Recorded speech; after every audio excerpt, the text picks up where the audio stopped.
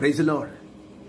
ഒരു ദൈവ പൈതലിനെ സംബന്ധിച്ചിടത്തോളം അവൻ ഈ ഭൂമിയിൽ ദൈവം തന്നിരിക്കുന്ന ആയുസ്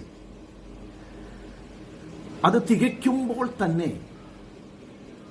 ഈ ലോകത്തിലെ പല കാര്യങ്ങൾക്കും വേണ്ടി അവൻ ഓടുകയും അധ്വാനിക്കുകയും ചെയ്യുന്നു എന്ന് അത് ചെയ്യുമ്പോൾ തന്നെ അവന്റെ ജീവിതത്തിന്റെ ഏറ്റവും മർമ്മപ്രധാനമായിരിക്കുന്ന വിഷയമെന്ന് പറയുന്നത് എന്നെ വീണ്ടെടുത്ത, എന്നെ സ്നേഹിച്ച, എനിക്ക് വേണ്ടി കാൽവറിയിൽ യാഗമായി തീർന്ന കർത്താവായ യേശു ക്രിസ്തുവിന്റെ മടങ്ങിവരവാണ്.